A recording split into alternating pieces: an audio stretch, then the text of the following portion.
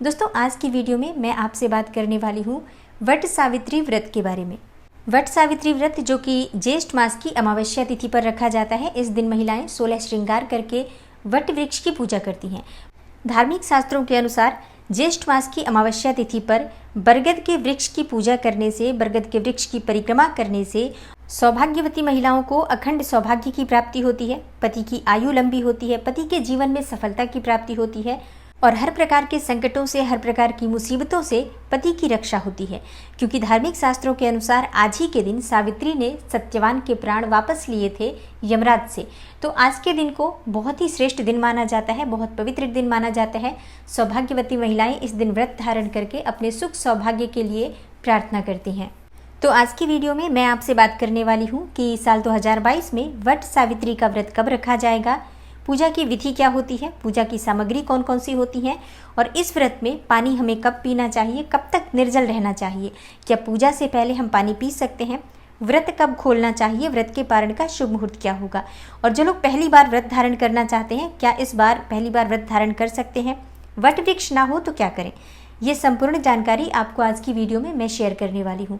तो वीडियो को पूरा ज़रूर देखिए और अगर आपको आज की वीडियो अच्छी लगे तो लाइक भी ज़रूर कीजिए, शेयर भी ज़रूर कीजिए फैमिली फ्रेंड्स के साथ। और चैनल पर पहली बार आए हैं, अगर अभी तक आपने चैनल को सब्सक्राइब नहीं किया है तो आज की वीडियो अगर आपको अच्छी लगे तो चैनल को सब्सक्राइब ज़रूर कर लीजिए और बेल बटन को भी प्रेस कर लेंगे तो इससे ये होगा कि इस चैनल पर जो नई वीडियो अपलोड होंगी उनकी नोटिफिकेशन आपको सही समय पर प्राप्त होगी। तो सबसे पहले बात करते हैं वट सावित्री व्रत के धार्मिक महत्व के बारे में। देखिए, वट सावित्री का व्रत महिलाएं अखंड सौभाग्य के लिए धारण करती हैं। जिस प्रकार से करवा चौथ का व्रत होता है सौभाग्य के लिए, उसी प्रकार से वट सावित्री के व्रत का भी बहुत अधिक महत्व बताया गया है। शास्त्रों के अनुसार इस दिन बरगद के वृक्ष की पूजा आराधना की जाती है और बरगद के वृक्ष में सभी देवता यानी कि ब्रह्मा, विष्णु और भगवान शिव का वास माना गया है। और जब इस वृक्ष की हम पूजा आराधना करते हैं तो सभी प्रकार के सुखों की प्राप्ति होती है, समृद्धि की प्राप्ति होती है, सौभाग्य की भी प्राप्ति होती है और अच्छे स्वास्थ्य की भी प्राप्ति होती है। और इस वृक्ष में जो बड़ी बड़ी शाखाएं लटकती हैं, जैसे कि जटाएं सी लटकी हुई रहती हैं, आपने देखा होगा, उन्हें देवी सावित्री का स्वरूप माना गया है। और वट सावित्री व्रत वाले दिन भगवान श्री हरि विष्णु, माँ लक्ष्मी, सावित्री और सत्यवान की पूजा आराधना वट वृक्ष के नीचे की जाती है तो समस्त प्रकार की मनोकामनाएं पूर्ण हो जाती हैं। इसलिए आज की पूजा का बहुत ही विशेष महत्व माना गया है। तो अब जानते हैं कि 2022 में अमावस्या तिथि कब है, यानी कि वट सावित्री का व्रत कब रखा जाएगा। देखिए, अमावस्या तिथि प्रारंभ हो जा रही है 29 मई की दोपहर 2:54 पर और अमावस्या तिथि समाप्त होगी 30 मई की शाम को 4:59 पर। तो सूर्योदयकालीन तिथि के अनुसार 30 मई को अमावस्या तिथि मान्य होगी और इस दिन वट सावित्री का व्रत धारण किया जाएगा। इस दिन सोमवार भी है, इसलिए इस दिन सोमवती अमावस्या भी होगी। तो सोमवती अमावस्या और वट सावित्री दोनों की पूजा एक साथ कैसे करनी चाहिए, इसके लिए मैं आगे आपको वीडियो अपलोड करूंगी। अभी हम बात करते हैं वट सावित्री व्रत की पूजा विधि और पूजा की सामग्री के बारे में। तो सबसे पहले बात करते हैं कि वट सावित्री व्रत की पूजा की सामग्री क्या होगी। देखिए, धूप, दीप, अक्षत, पुष्प, ये सभी सामग्री जो हर पूजा में चाहिए होती है वो तो हमें चाहिए ही, पर इसके अलावा हमें चाहिए जल से भरा हुआ कलश, तांबे का पात्र आप ले सकते हैं, मिट्टी का पात्र आप ले सकते हैं जिसमें जल भरा हुआ हो, फल चाहिए, जो भी सीजनल फ्रूट्स होते हैं वो आप ले सकते हैं, मिठाई ले सकते हैं, कुछ चीज़ें घर में भी बनाई जाती हैं आज के दिन, जैसे कि पकवान चढ़ाए जाते हैं। तो अपनी मान्यताओं के अनुसार, जैसे हर परिवार की अलग अलग परंपरा होती है, आपके यहाँ जो भी सामग्री बनती है, ज़्यादातर घरों में आज के दिन पूड़ी हलवा बनता है, गुलगुले बनते हैं मीठे, जो कि भोग वहाँ पर अर्पित किया जाता है। चना भोग के लिए ले जाते हैं, जो कि एक दिन पहले ही भिगो दिया जाता है, काले चने, ये भी परिक्रमा के लिए चाहिए होते हैं और कुछ वहाँ पर अर्पित भी किया जाता है। लाल वस्त्र चाहिए जो कि आप बरगद के वृक्ष पर अर्पित करते हैं और इसके अलावा कुमकुम लेंगे, रोली चाहिए, सिंदूर चाहिए, जो कि हमें पूजा के लिए वहाँ पर बहुत ज़रूरी होता है। बांस का पंखा आज बहुत आवश्यक होता है, वहाँ पर अर्पित किया जाता है। बांस के पंखे से बरगद के वृक्ष को भी हवा दी जाती है और एक पंखा जो हम बरगद के वृक्ष को हवा देकर और उसके बाद घर लेकर आते हैं, जो कि अपने पति को उसी पंखे से हवा दिया जाता है, मतलब ये भी बहुत आवश्यक होता है। तो आप 2 पंखा लेंगे, एक वहाँ पर बरगद के वृक्ष के पास चढ़ाकर आप किसी ब्राह्मण को दान कर देते हैं और एक पंखा आप घर लेकर आते हैं। ये बांस का पंखा होता है। अगर आपको बांस का पंखा ना मिले तो आप दूसरे भी पंखे जो मिल जाते हैं हाथ से हवा करने वाले, वो पंखे भी ले सकते हैं। और वट सावित्री व्रत के दिन बरगद के वृक्ष की परिक्रमा की जाती है। मतलब अपनी इच्छा के अनुसार बहुत से लोग 108 परिक्रमा करते हैं, कुछ लोग 5, 11 या 7 की संख्या में भी परिक्रमा करते हैं। तो जिस भी प्रकार से संभव हो, जितनी भी परिक्रमा करनी होती है वो धागे से ही की जाती है। मतलब कच्चा सूत चाहिए आपको, या फिर कच्चा सूत ना मिले तो आप कलावा का भी प्रयोग कर सकते हैं परिक्रमा करने के लिए। और अगर आपको कच्चा सूत भी नहीं मिलता है, कलावा यानी कि मौली भी नहीं मिलती है, तो ऐसे में आप पीले रंग का धागा प्रयोग कर सकते हैं। और जब आप बरगद में धागा लपेटते हैं तो इस बात का ध्यान जरूर रखें कि आपको धागा तोड़ना नहीं है। परिक्रमा के बाद अगर धागा बच जाता है तो ऐसे में आप धागे को वृक्ष में ही लपेट दीजिए, लेकिन तोड़ना नहीं है, इस बात का ध्यान रखिए।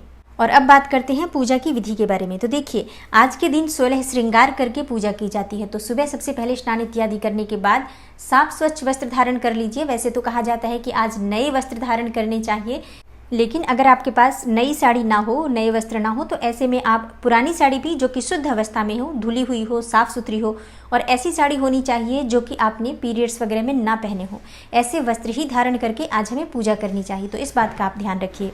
और आज के दिन शादी की जो लाल चुन्नी होती है, उस चुन्नी को ओढ़कर फेरी लगाई जाती है बरगद के वृक्ष की। माना जाता है कि इससे अखंड सौभाग्य की प्राप्ति होती है।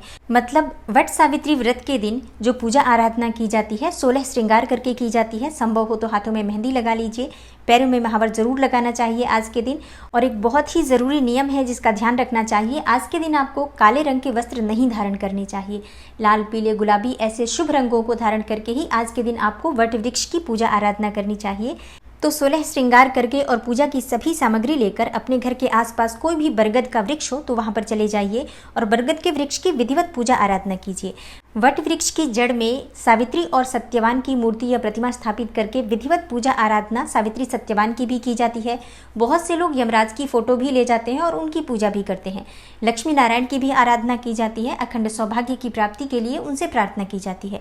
वट वृक्ष में जल अर्पित करें और धूप दीप नैवेद्य अर्पित करें। हल्दी और रोली से वट वृक्ष में तिलक करें।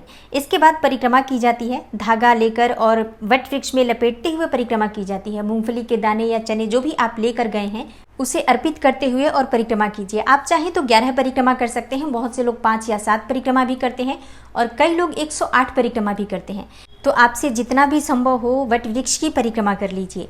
और आज के दिन वट वृक्ष के पास सुहाग की सामग्री भी अर्पित की जाती है। तो सुहाग की सामग्री जो आप अर्पित करते हैं, आप स्वयं भी उसे धारण कर सकते हैं, चाहे तो उसमें से कुछ सामग्री दान भी कर सकते हैं।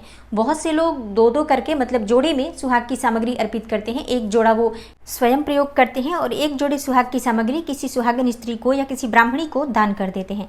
आज के दिन सुहाग की सामग्री दान करने का बहुत अधिक महत्व शास्त्रों में बताया गया है।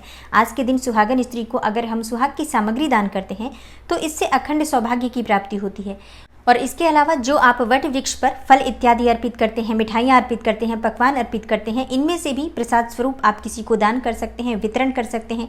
चाहे तो कुछ फल और मिठाइयाँ आप किसी ब्राह्मण के यहाँ भी दान कर सकते हैं। आज के दिन दान का विशेष महत्व होता है। अमावस्या भी है और वट सावित्री का व्रत भी है, तो दान का भी फल कई गुना होकर प्राप्त होता है। और अब बात करते हैं कि हमें व्रत कब खोलना चाहिए, क्योंकि बहुत से लोगों के प्रश्न पिछले साल की वीडियो के नीचे आ रहे हैं कि निर्जला हम कब तक रहें। देखिए, बहुत से लोग एक दिन पहले से ही निर्जल व्रत धारण कर लेते हैं। कई स्थानों में ऐसी मान्यता है कि एक दिन पहले से ही वो निर्जल व्रत रहते हैं और आज के दिन यानी वट सावित्री व्रत के दिन वो वट वृक्ष की पूजा करते हैं, परिक्रमा करते हैं, उसके बाद वो जल ग्रहण करते हैं या फलाहार करते हैं। तो आपके यहाँ किस तरह की परंपरा है उसी के अनुसार आपको भी नियम का पालन करना चाहिए। लेकिन ज़्यादातर क्षेत्रों में ऐसा होता है कि सुबह से निर्जल रहते हैं, मतलब जब तक वट वृक्ष की पूजा नहीं कर लेंगे, परिक्रमा नहीं कर लेंगे, तब तक जल ग्रहण नहीं करना चाहिए। और उसके बाद ही जब आप पूजा कर लेते हैं वट वृक्ष की, उसके बाद आप जल ग्रहण कर सकते हैं या फलाहार कर सकते हैं। बहुत से लोग सुबह जब पूजा करके घर आते हैं तो उसके बाद से बरगद की कोपलें जो होती हैं उसे लाकर उसे ही निगलकर उसके बाद पानी पीते हैं। और कई क्षेत्रों में भीगे हुए जो काले चने होते हैं उसे निगलकर उसके बाद जल ग्रहण करने की परंपरा है। तो जिस भी प्रकार से आपके परिवार के नियम होते हैं उसी प्रकार से आपको इस व्रत का भी पालन करना चाहिए। और अब बात करते हैं कि पारण कब करना चाहिए, यानी कि अन्न कब ग्रहण करना चाहिए। देखिए, इस व्रत में अन्न ग्रहण करने का जो समय बताया गया है वो शाम के समय यानी कि सूर्यास्त से पहले ही अन्न ग्रहण कर लिया जाता है, लेकिन मीठा अन्न ग्रहण किया जाता है।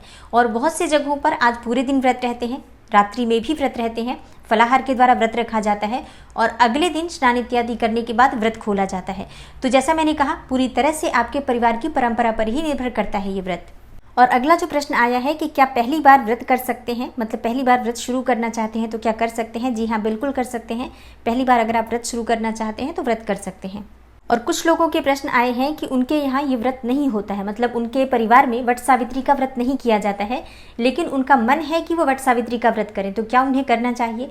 देखिए, अगर आपके परिवार में ये व्रत नहीं होता है तो आपको ये व्रत, मैं कहूँगी कि आपको नहीं करना चाहिए। लेकिन अगर आप करना चाहते हैं तो अपने परिवार में, अपने परिवार के जो बड़े बुजुर्ग हैं उनसे बात कीजिए। अगर वो आपको इजाज़त देते हैं तभी आप इस व्रत को प्रारंभ कर सकते हैं, क्योंकि कई बार परिवार में कोई ऐसी घटना घटित होती है इस दिन जिसकी वजह से ये व्रत नहीं किया जाता है, या कोई और भी बात हो सकती है।